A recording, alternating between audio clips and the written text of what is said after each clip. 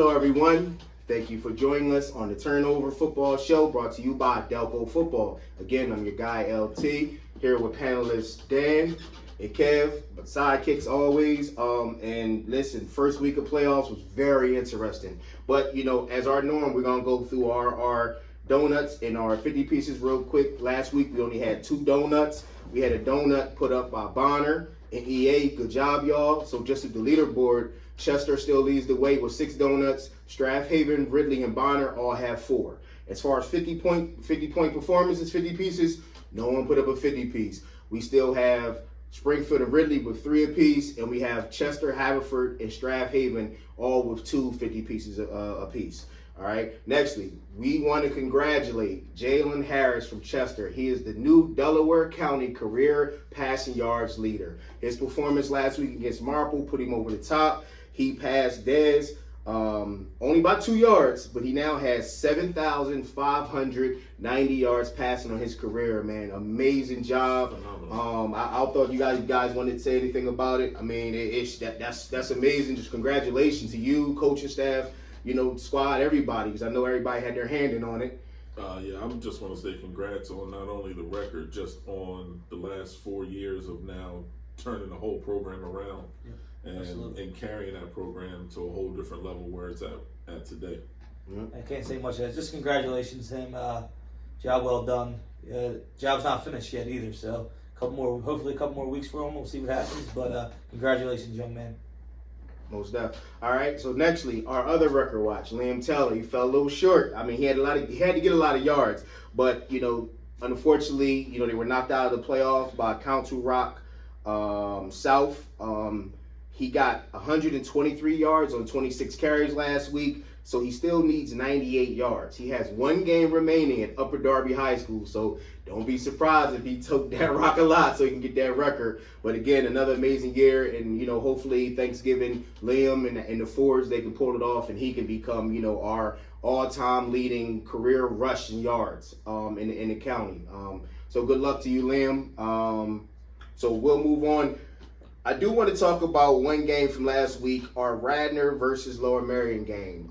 I said last week on the show that it was the 119th meeting. I was incorrect. It was the 129th meeting, and that rivalry is the oldest rivalry from public schools in our country, which is amazing. And the game actually was amazing too. We'll get into that a little bit later. Was it like 17-14? Yeah, man. Listen, it was 14-14. It was back and forth. It came down to a field goal with 4 or 5 seconds left. Kid nailed it, man. Kids went crazy. Then it was still like 2 seconds left on the clock somehow, some way. You got to kick it off. Yeah, they had to kick it off, and they won the game, man. Listen, it was at Radnor. Great environment. They actually proved me wrong because I picked Radnor to win. But the difference maker, Mikey Enright, who I thought would be the difference, he didn't play. So I hope everything's all right with you, Mikey. Not sure what's going on, but didn't see you there. But hope all's well. But a great job by Lower Merion. And again, our guy at quarterback, man, he led the way, man. He put him on their back. Yeah, that's why I took him. The undefeated week. Guy, man. I had to take Lower Merion. He couldn't wait. Lower Merion. I took him because of the quarterback. Offense. I'm an offensive guy. Right. So I went with the quarterback. And listen, gotta shout out Kev. He now has a 3-game lead over everybody on the panel. More directly, Chris, who was actually our champ last year, was telling him by a game or two he got 3-game lead because he had a perfect week last week. So great job on Kev's part. Someone called him a football genius. I don't know about all that. On our Facebook page, last week. I got my money in a private island somewhere. So we'll see what the football genius, if the football genius can close things out and win the panel, because if he does win it, he'll actually be the first person to win 2 seasons on there. So, all right. So next, we'll just get into our brackets, our picks for the week, and we'll start off purposely with the Haverford School Episcopal Academy game. And the reason being is this rivalry dates back to 1889. This is the 136th meeting, and this is the oldest rivalry of any high school football, private or public, in our country. So it shows you the magnitude of the game. I was there last year. It was my first one there. Great environment.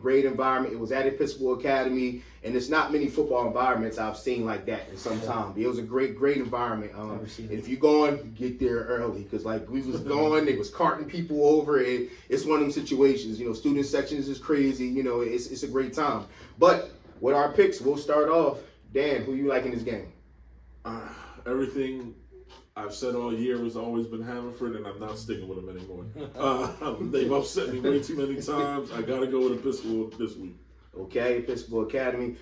Same here. Like Episcopal, playing great ball. Only loss was to Malvern this year, who's probably one of the best schools in our state, any class. You know, in the interact, but I like EA. EA, I think Hereford hit some speed bumps maybe with some injuries this year. EA's playing awesome. They keep stacking on wins. I think they stack up another one. Got you. Okay, we'll move to our next game. Another rivalry game. Gonna be some good football this weekend, fellas. We got Cardinal O'Hara playing Bonner, which is weird. I believe Bonner is the home team, correct? Playing at O'Hara. But they're playing at O'Hara. You know, not sure how that happens. But yeah, I mean, listen, I would love to see Bonner on that home side, though. Are they going to switch? I think they are. That's going to be funny. But you know they ain't going to get the home locker room. Hey, man. They got to get the locker room. Yeah. You ain't That'd be more impressive if they got the home locker room. All right. Well, I don't even think we need to ask you, but who you like, Kev? I'm going to go Bonner. I'm sticking with the roots, but if there's ever a year Bonner's going to get clipped from the Lions, this is going to be it. Lions are playing good ball. They're putting up big numbers on the offense side of the ball. But the Friars defense, man, you talked about earlier with the donuts. They didn't put up a donut last week. The defense is going to need to keep them in the game. And then offense will have to come alive sooner or later, man. They scored late in the fourth quarter in the regular season. They get the win. If Bonner comes out early, scores, O'Hara's in trouble. But if the Lions can slow them down, hey man, it's gonna be a great game. And Saturday at 11 a.m. I wish we could get a better time slot, but right. But I'm gonna go with Bonner. Okay. Now you said a mouthful when you said if any year this would be the year. I think it's the year. I like the Lions. I think Goins. You know, he gets loose. He's coming on stronger and stronger throughout the year. The quarterback, Welding. Like, listen, and I went to the O'Hara game a few weeks ago. Man, that's a big dude. Yeah. I didn't realize how big that he's a nice sized quarterback. 4-year starter. Yeah, listen, they got the guys on the outside. I think it's their time. It's tough to continuously beat a team, especially when that team is improving. I'm putting my money on the Lions. You like? Oh man, I'm going Bonner. I just feel like even jumping off of last year and coming back in familiar territory, and this is just part of their process now. It's just another game where this is probably their. That's a shot right there. It's part of their process beating O'Hara. O'Hara, listen to that. I'm talking about this stage in the playoffs. I'm not talking about O'Hara. I'm talking about beating O'Hara. Anyway, I'm going Bonner. Okay, now listen, let's go Lions. All right, so next, Unionville, Strath Haven. This is not this is a game that's happened a few times, right? In the past years? A few years ago when I was coaching, it was the coldest game I've ever been a part of. It was freezing up in Unionville. I don't know what it was about that night, but it was too cold to play. And it's funny, at one point they were in the Delco. I don't even know how that happened, as far out as they are. But Unionville at Strath Haven. What's your thoughts? It's going to be close. It's going to be tight. Unionville has some good scores that I was looking up and researching them. They let Sun Valley, no disrespect, but they let Sun Valley get 21, so that kind of took me back a little bit. Both teams start super slow and wait till the second half to play, so whoever wakes up first wins. And Haven being home, being comfortable, you better wake up first, because if you don't wake up first, you will lose, I promise you. So you got to come out swinging, but I'm going with Haven. Listen, watching that Haven game, man, I'm like, they're in trouble last week, and as you said, they woke up. And when they woke up, boy, they was rolling, man. But I know the talks last week about them lacking that explosive play. I saw a couple explosive plays in that game. So I'm going to go with Strath. And the way you said it's part of their routine, I think this is part of their routine at this point. And yeah, I'm saying it's part of their routine beating Unionville. So I'll leave it at that, Kev. Make it 3 in a row. Haven. I didn't see the game last week, but they got some explosive plays. That's comforting for that offense because you know they need it. I watched them a few times this year, and they just didn't have that. So hopefully they're starting to learn how to run. What would you say, Dan? Run a 90. Yeah, got a 90 degree. Hit that 90 degree and get off field. Linemen got to have 12-step blocks. Right? They got to go through the process. Union did get the big upset, 12-5 upset last week. So they're becoming high, and Haven better be ready to play, like you said. But I'm going to go Haven in a good game. I'm looking forward to the band. All right. So, and even with Haven, like, if you can get Bradley in open space, it's no one's going to catch the kid. Like, I've seen the kid because he's one of the top sprinters in the state. You know what I mean? With the states last year, running 100, 200. Like, if you can get him in space, but that's the thing. Get him in space. They've got him in space. I don't think anybody on the field is going to catch him. He wants to get in the space, but he has to also go between the tackles to set up the ability to get in space. Exactly. Now, when you put him in a game, he's going outside. Mm-hmm. Yeah, and that's where that whole 9. You gotta cut it up. You gotta be willing to get 4 yards, 4 yards, 4 yards. Then you'll get the 40. Yep, we all know that. You set up the 40 off the 4. Right. You know what I mean? Hey, say no more. Listen, lock in Bradley because it's Delco versus everybody. So if you Delco, I'm going with you. Let's go, Strap. All right. Next game, Delco versus Delco matchup. One of our 2 this weekend. 3, 4. We got 4 Delco versus Delco. Yeah. So we got Pencrest going, and I believe this is a rematch, right? They played earlier. At Springfield. Your thoughts, Dan? To start off, obviously I'm going to Springfield, but I just feel like Pencrest should give them a good matchup, and they just got to get out of. In bigger games, they've gone a lot Paul Graham heavy, and it's like you can ride Paul Graham heavy, but like you have to be able to, like Sean Benson is a strong option that has to get the ball. That was crazy. That was wild. Sean Benson has to get the ball, and Pencrest has to be able to turn it around and do some things different in order to beat Springfield. Yeah. I agree. I like Springfield as well. I just think Springfield has more options. They have more things that they can do. If you get them in a 3rd and long, I think they have the option that where they can run something effectively to get them out of that jam. I think Pencrest, if you get them behind the sticks, they may struggle a bit. Mm-hmm. So I like Springfield. Again, Pencrest has been playing great ball this year. They had very tough schedule, so they took some lumps. But I just, in this one, I like Springfield. I think they'll continue to roll. Kev? Yeah, 3 in a row, Springfield. They're just going to be a little too much. I think I see a good first half, and then, just the wear and tear in the second half of just constantly getting beat down and hit. They're going to make it, take the game away in the second half. I expect a good first half, and then the score might not be matched up with the way the game was played, you know what I mean? Right. So I'm going to take Springfield. Okay, and our last game, last but not least, our Delco football game of the week, chosen by the panel, also chosen by the fans, voting on Facebook. We have Garnett Valley going to visit Chester. This is a matchup I think that me personally, I've wanted to see for a few years now. Yep. We're finally going to see it, and it's going to be Saturday afternoon. I'll let you lead us, Kev. What's your thoughts? Oh, man. All right, so I'll start. I'm going to go Chester. But they need to be disciplined. They're going to need to be disciplined from first whistle to last whistle.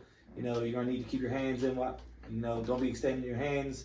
I don't want to hear about any flags after the outcome.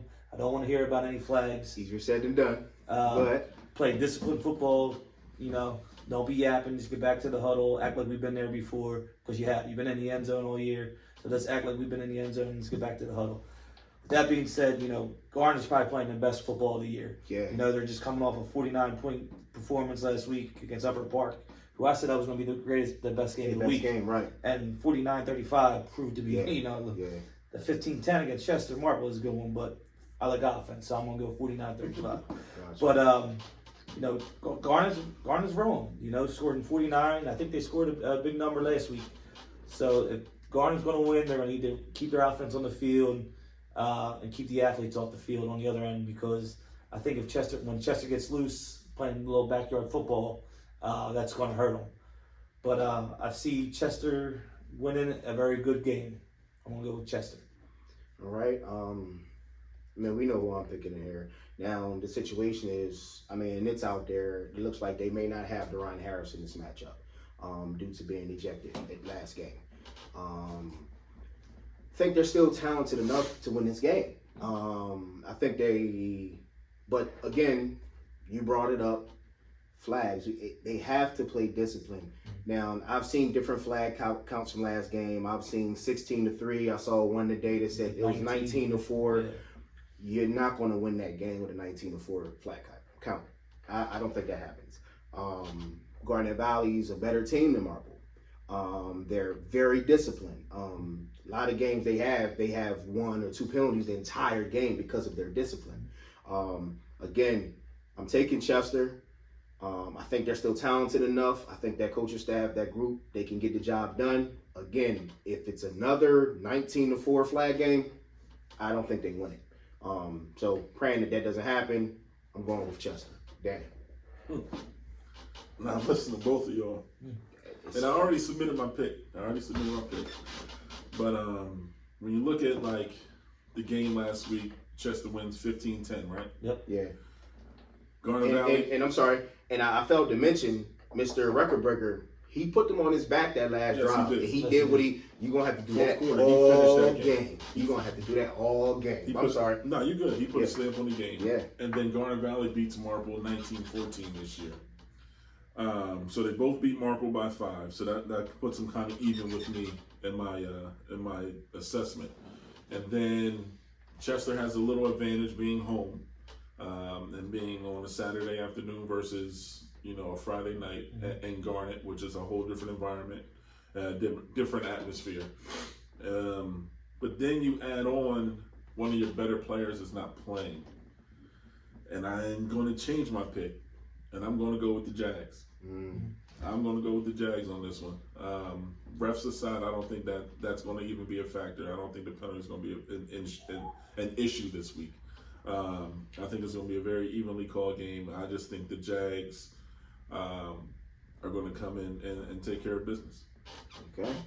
And that's our picks for the week. We, for the most part, covered our whole 5A bracket because 3 of those games were the Springfield Pencrest, the Strathaven Unionville, and the Chester Garnet Valley game. Looking at the other game left, we have Ruston and Kennett. I don't think that's going to be. They're both 9-2. Yeah.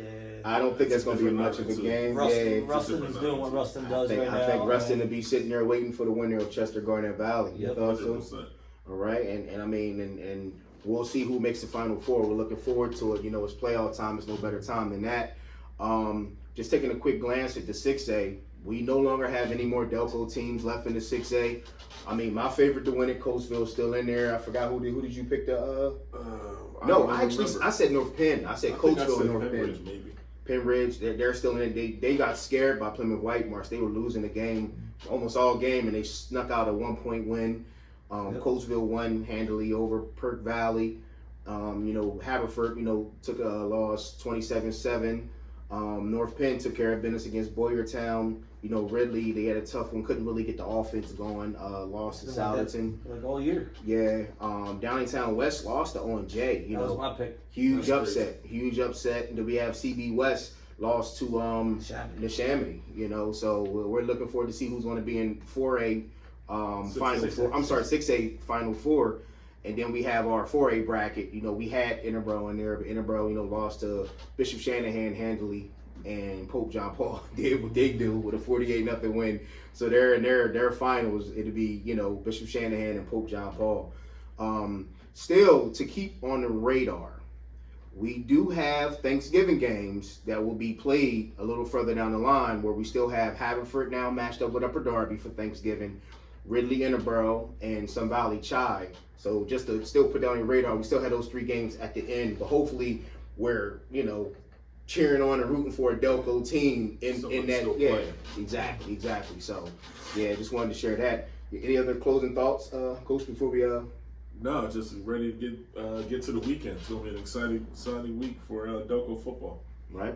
Kev, any thoughts? I mean, listen, big game, O'Hara Bonner, man. That's a big game, you know, and like I know O'Hara's tired of losing. I just don't want Bonner to get complacent, like, you know, they can't beat us. Right. Nah, and that they will definitely get beat if they come in that game like thinking like that, because like, I didn't really touch on them, but Weldy and Goins, and I can't think of I think his name's Wilkes, the receiver. Wilkes, yep. That offense is explosive right now. Right. And I've been saying that's how you win in the playoffs. Right. You need explosive plays to put points on the board. And Bonner, for the most part, has been great on defense all year. So it's going to be a great game Saturday at 11. Right. And I think that's what kept Bonner kind of in it, because the offense hasn't been, you know, but that D's been playing. Well, defense. I'm going to say defense, because, that was a pause joint there. But that defense has been playing. It's kind of hard to come off what you did on offense last year. Coleman at IUP has like 7 touchdowns as a freshman. Yeah. Hill was at Purdue. He got hurt, unfortunately. You know, I hope you get well, young man, if you hear this. Right. And then Mix at Westchester doing his thing. So. Listen, I think he scored twice or something like that past game. I was seeing pictures pop up of him running the rock. I'm like, okay, check him out, man. I mean, losing 3 guys like that, it's hard to reload. Yeah. So, but it's going to be a great game Saturday. Looking forward to it. All right, so listen, got a lot of good football coming up.